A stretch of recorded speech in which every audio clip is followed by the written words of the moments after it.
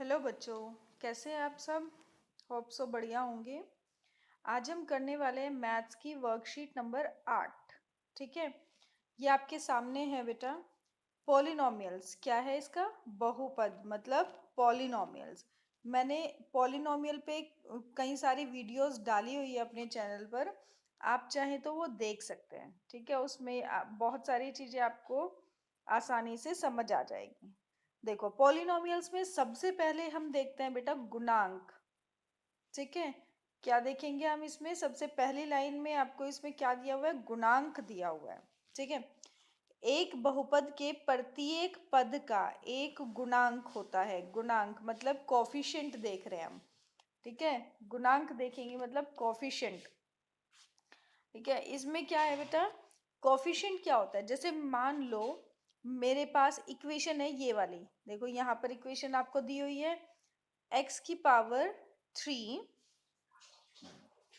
Plus 5x² minus 7x minus 3। ठीक है, ये मेरे पास इक्वेशन है। तो गुणांक अगर मुझे देखना है तो गुणांक क्या होता है? देखो, ये चर और अचर मैं आपको पहले भी बता चुकी हूँ। अगर किसी को नहीं याद है चर और अचर क्या है, तो वीडियो अचर अचर की है डली हुई है, आप उसको देख लें और ध्यान से समझ लें। जो ये एक्स वाले जो टर्म्स हैं, इन्हें आप क्या कहेंगे?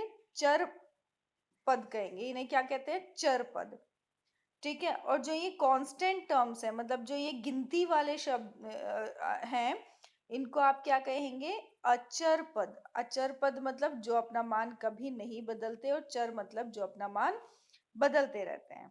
ठीक है, तो इसमें है बेटा कि अगर मुझे ये देखना है कि गुणांक क्या होता है, तो जो ये चर पद है, चर पद के आगे जो भी संख्या होगी, चर पद के आगे जो भी संख्या होगी वो क्या होगा? उसका गुणांक होगा। जैसे कि एक्स स्क्वायर का गुणांक क्या है? एक्स स्क्वायर का गुणांक है ये 5, क्योंकि इसके आगे क्या लिखा है? 5 लिखा है। अगर मैं देखूं x का गुणांक क्या है, x का गुणांक, तो x के आगे क्या दिया हुआ है? ये क्या है? 7, पर इसके आगे माइनस दिया हुआ है, तो ये क्या हो जाएगा? x का गुणांक होगा -7। ओके, जैसे यहाँ पर है एक्स क्यूब। एक्स क्यूब के आगे तो भाई कोई भी संख्या नहीं है, तो यहाँ पर किसी भी चर पद के आगे हम हमेशा क्या मानते हैं? 1 मानते हैं।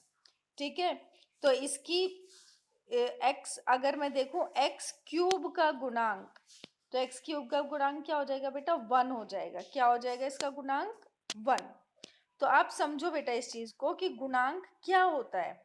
गुणांक होता है कि जो हमारे पास चर पद है, ठीक है, उनके आगे जो भी संख्या लिखी होती है वो उसका गुणांक होता है। क्लियर बात है ये चीज? तो एक्स क्यूब का गुणांक क्या होगा? 1 होगा। ठीक है, 5x का सॉरी एक्स स्क्वायर का गुणांक क्या होगा बेटा? 5 होगा। x का गुणांक क्या होगा? -7 होगा। और 3 क्या है? ये एक अचर पद है। ये एक क्या है? अचर पद है। क्लियर है इतनी चीज सबको? नेक्स्ट आता है हमारे पास, हाँ, एक और चीज आप देखे बेटा कि मान लो हमारे पास कोई भी चर पद है। मान लो मेरे पास चर पद है x, अगर इसकी घात आती है 0, तो इसका मान होगा 1, 1 माना जाएगा इसका मतलब।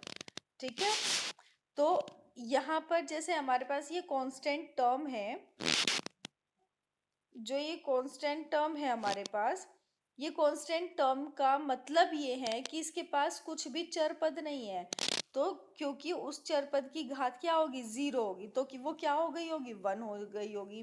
तो 3 को अगर 1 से मल्टीप्लाई करेंगे तो कितना आएगा? तो 3 ही तो आएगा। तो इस तरह से हो जाएगा। ठीक है, क्लियर है आप सबको ये चीज? Very good. अब बात करते हैं हम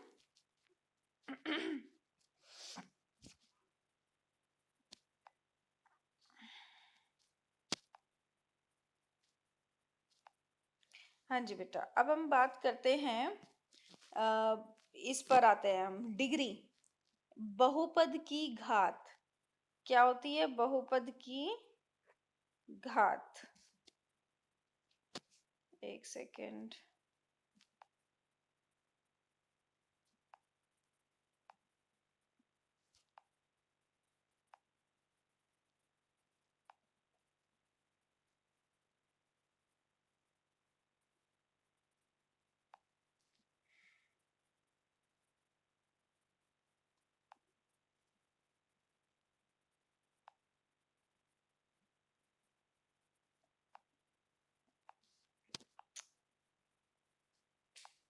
हम्म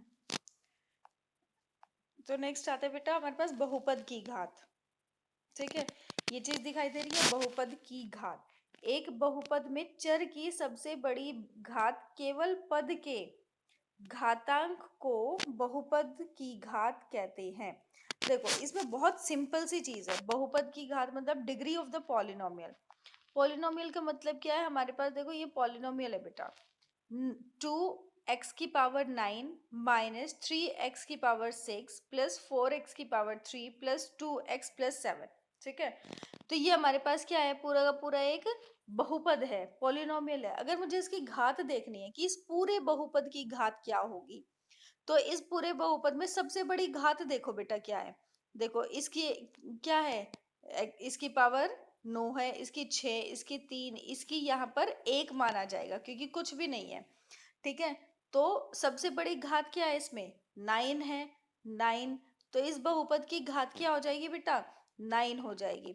कोई भी आपके पास बहुपद है उसमें सबसे बड़ी घात देखो क्या है। जैसे कि नीचे आपको दिया हुआ है, बहुपद और घात लिखनी है। ये बहुपद है बेटा आपके पास, x⁴ माइनस 4 x⁴ प्लस 3। अब इसमें देखो सबसे बड़ी घात क्या है? चर पद में देखेंगे। चर पद क्या है इसमें? x और x है, तो यहाँ पर x की घात 3 है, यहाँ पर x की घात 4 है। तो सबसे बड़ी घात क्या हो गई इसमें? सॉरी 6 और 4 है, तो सबसे बड़ी घात क्या हो गई? 6 हो गई। तो इसकी घात कितनी हो जाएगी? 6 हो जाएगी इसकी घात। ठीक है, ऐसे इससे नीचे वाला देखेंगे हम। 2 माइनस y⁴ माइनस y⁴ अब इसमें सबसे बड़ी घात देखो बेटा यहाँ पर, है ना? इसमें क्या है सबसे बड़ी घात? x⁴ है। ठीक है, तो इसकी कितनी हो जाएगी घात? 4 हो जाएगी। ओके, अब देखो यहाँ पर क्या है? खाली 2 है सिर्फ, है ना? 2 की घात क्या मानी जाएगी? देखो अभी मैंने ऊपर ये बताया था कि अगर यहाँ पर है ये जो 2 है, ये 2 क्यों है? क्योंकि यहाँ पर जो चर पद है, कोई भी चर पद रहा होगा तो उसकी घात कितनी होगी? 0 होगी। तभी तो वो क्या हो गया होगा? 1 हो गया होगा। तो 2 की 1 के साथ मल्टीप्लाई की तो 2 ही आ गया। तो यहाँ पर क्या माना जाएगा हम कि घात क्या होगी इसकी? 0 होगी, क्योंकि घात क्या रही होगी? 0 रही होगी, तभी तो ये 1 हुआ ना। तो ऐसे जो भी हमारे पास चर पद होते हैं उनकी घात क्या मानी जाती है? 0 मानी जाती है। देखो इसकी घात हो गई 6, इसकी घात हो गई 4 और इसकी घात हो गई 0 तीसरे की। क्लियर है? नेक्स्ट आता है आपके पास ये वाला क्वेश्चन बेटा। निम्न में से प्रत्येक में x² का गुणांक ज्ञात कीजिए। गुणांक, गुणांक मैंने अभी बताया था आपको। गुणांक क्या होता है? जैसे इसमें पूछा है x² का गुणांक, तो यहाँ पर देखो इस वाले में, इसमें x² कहाँ लिखा हुआ है? देखो x² ये लिखा हुआ है। ठीक है तो x² ये लिखा हुआ है, तो इसके आगे क्या है बेटा? -1 है ना? क्योंकि इसके x² के आगे तो कुछ नहीं है, x² के आगे कुछ नहीं है, तो यहाँ पर क्या माना जाएगा? -1। तो x जो x² है इसका गुणांक क्या हो गया? -1। अब नीचे वाले में देखो, इसमें क्या है? √2x−1। क्या यहाँ पर x² है? नहीं है। तो x² क्यों नहीं है? क्योंकि इसका गुणांक क्या रहा होगा? 0 रहा होगा। क्योंकि हमारे पास ये होता है, अगर 0 को मैं किसी के साथ भी गुणा कर दूं, चाहे फिर वो x हो या फिर कोई संख्या हो, तो क्या आएगा मेरे पास निकल कर? 0 ही आएगा। तो यहाँ पर x² अगर कोई रहा होगा तो उसका गुणांक क्या होगा? 0, है ना? तभी तो वो 0 हो गया होगा। 0 है तो मतलब यहाँ नहीं दिखाई दे रहा है, तो इसलिए इसका गुणांक क्या हो जाएगा बेटा? 0 हो जाएगा, जो इसमें प्रेजेंट नहीं होगा। यहाँ पर देखो एक्स स्क्वायर है, ये एक्स स्क्वायर के आगे क्या लिखा है? 4 लिखा हुआ है, तो 4 आ जाएगा इसका गुणांक। अगर यहाँ पर माइनस भी लगा होता तो -4 आ जाता। क्लियर है ये चीज? तो इसमें इसका गुणांक क्या हो जाएगा बेटा? -1, इसका गुणांक हो जाएगा 0, ठीक है, और इसका हो जाएगा 4। ठीक है, नेक्स्ट आता है आपके पास ये पदों के आधार पर बहुपद का वर्गीकरण। बहुपद बेटा 3 तरह के होते हैं। देखो, एक पदीय, द्विपदीय और त्रिपदीय। बहुत आसान है, बहुत ही आसान है। मैंने लिखा एक पद, ये पूरा एक पद है बेटा। आप इसको एक, कुछ बच्चे इसको 1 और 2 मान के चलेंगे, नहीं जी, ये पूरा का पूरा एक ही पद है। 2 पद कब होते हैं? जब मान लो इसके साथ कोई भी प्लस माइनस का साइन जुड़ेगा और कोई दूसरा पद आ जाएगा, ठीक है, या फिर अगर ये नहीं तो ये आ जाएगा, कुछ भी आ सकता है, ठीक है। तो इसमें कितने पद हो गए? 1 और 2। अगर त्रिपद की बात करते हैं तो त्रिपद में क्या होता है? त्रिपद में 3 पद हो जाते हैं। त्रिपद में क्या हो जाएगा? जैसे मान लो मैंने लिखा 2x plus 5x square plus 4, ये कितने हो गए? 1 2 3 त्रिपद हो गए, ठीक है। तो देखो जरा ध्यान से, इसमें बेटा एक पद, यहाँ पर देखो 5x एक पद है, 3 एक पद है, -9y स्क्वायर एक पद है, तो ये क्या हो गया? एक पदीय हो गया। अगर हम 2 पद की बात करें, यहाँ पर देखो बेटा, इसमें x प्लस 2 2 पद हो गए, ठीक है, y की पावर 10 प्लस 1 2 पद हो गए, एक्स क्यूब माइनस एक्स 2 पद हो गए, है ना। तो इस तरह से नेक्स्ट आता है त्रिपद। त्रिपद का मतलब होता है 3 पद। तो यहाँ पर देखना जरा, इसने क्या लिखा है, यहाँ देखो, इसमें x square plus 2x plus 4, देखो 1 2 3, कितने पद हो गए? 3 पद हो गए। तो इस तरह से हो जाएगा एक पद, द्विपद और त्रिपद। इसको इंग्लिश में कहते हैं, एक पद को मोनोमियल, इसको कहते हैं बाइनोमियल और इसको कहते हैं ट्राइनोमियल, ठीक है। नेक्स्ट आता है हमारे पास घात के आधार पर बहुपदों का वर्गीकरण। भाई घात के आधार पर करना है। अब हमने देखो, मैंने आपके कोई भी वो लिखा, मैंने कोई भी बहुपद लिख दिया, ठीक है। तो अब उस बहुपद में जो चर पद है उसकी घात देखेंगे हम। जैसे यहाँ देखो आप, यहाँ पर है 3x माइनस 1, ठीक है। इसमें अगर मैं देखूं पद कितने हैं? 1 और 2, 2 पद है, तो ये द्विपद हो गया, ठीक है। पर हमें क्या देखना है? इसका घात के आधार पर देखना है। अब इसमें चर पद कौन सा है बेटा? x है, x इसमें चर पद है। तो जो ये चर पद है इसकी घात क्या है? कुछ भी नहीं। क्या है? कुछ भी नहीं है। पर जहाँ कुछ नहीं होता वहां क्या मानते हैं? 1 मानते हैं हम। तो इस x की घात क्या होगी? 1 होगी, ठीक है। जब किसी भी बहुपद में अगर चर पद की घात 1 होती है तो समझ जाओ वो कौन सा है? रैखिक समीकरण है। कौन सा है वो? रैखिक समीकरण। क्लियर है ये चीज? ये वाला देखो, यहाँ पर ये 2 माइनस वाई, कितने पद है? 2 पद है, पर इसमें चर पद क्या है? y है। अब चर पद की घात क्या है? 1 है। तो अगर इस बहुपद में चर चर की पद सॉरी चर की घात 1 है तो ये क्या हो गया? रैखिक समीकरण हो गया। अब आता है द्विघात समीकरण। ये देखो बेटा, द्विघात समीकरण का मतलब होता है अगर मैंने कोई भी पद लिखा है, कोई भी पॉलिनोमियल लिखा है, कोई भी बहुपद लिखा है, अब उस बहुपद में चर पद की घात क्या है? क्या दिख रही है सबको? 2 दिख रही है। तो चर पद की जब सबसे बड़ी घात 2 होगी तो वो कौन सा होगा? द्विघात। द्वि मतलब 2, 2, ठीक है।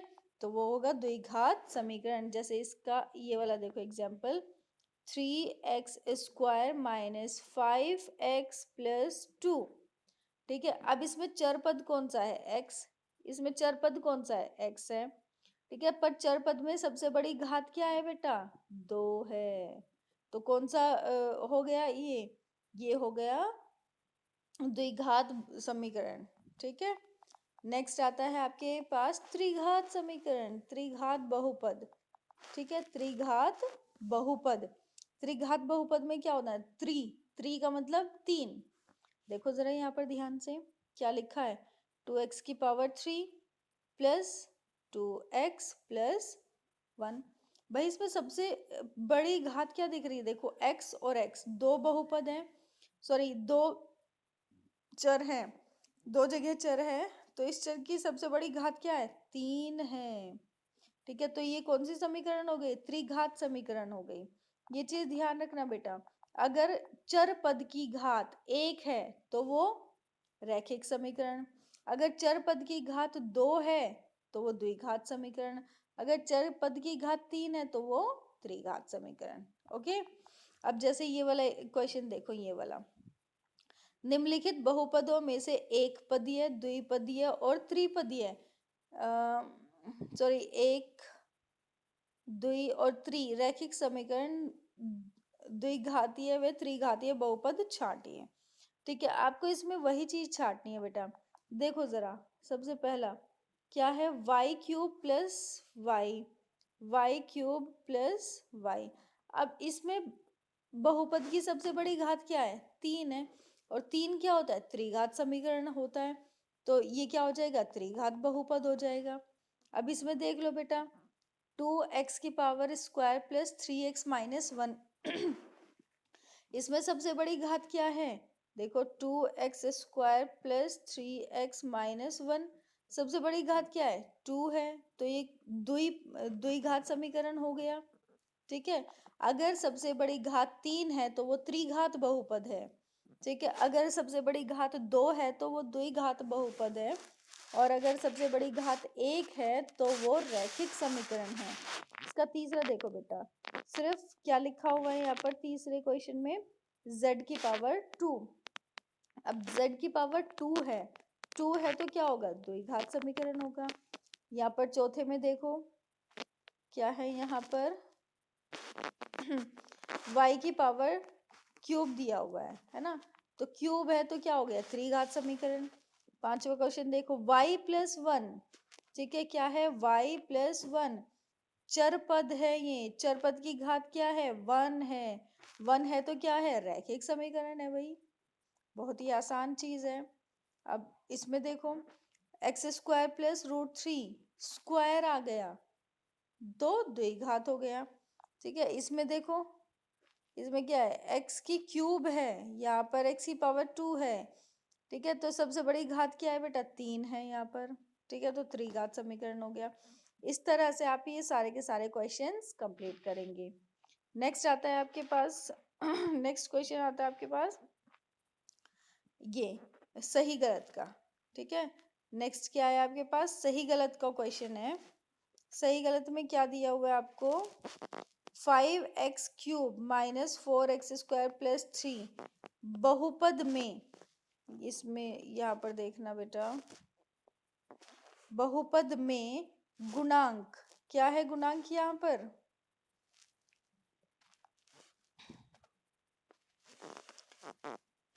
4 है, ठीक है।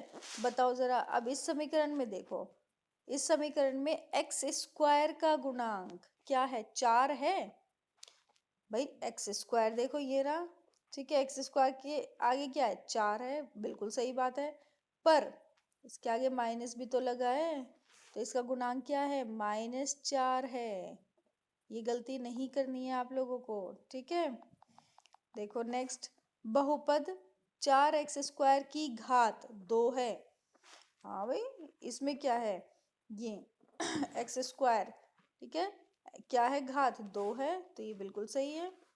ओके, ये देखो तीसरे में 2x क्यूब प्लस 1 एक रैखिक बहुपद है। रैखिक बहुपद कैसे हो जाएगा भाई? रैखिक बहुपद में तो जो चर पद है उसकी घात 1 होनी चाहिए, यहाँ कितनी है? 3 दे रखी है यहाँ पर, तो ये त्रिघात बहुपद है, रैखिक बहुपद नहीं है, तो ये भी गलत है।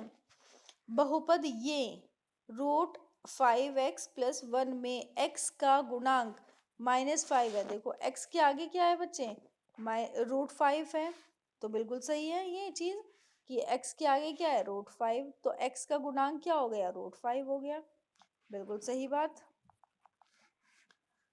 पांचवा देखो, बहुपद 4m + 5n एक द्विपद है। द्विपद कैसे हो गया, द्विपद में तो दो घात होनी चाहिए, इसमें क्या है, दोनों में एक एक ही घात है, तो ये भी गलत हो गया। ठीक है, तो इस तरह से आप पूरी की पूरी ये अपनी वर्कशीट बेटा कंप्लीट करेंगे। ठीक है, और जो भी क्वेश्चन ना समझ आए आपको तो आप मुझे कमेंट करके बता सकते हैं। थैंक यू बच्चों।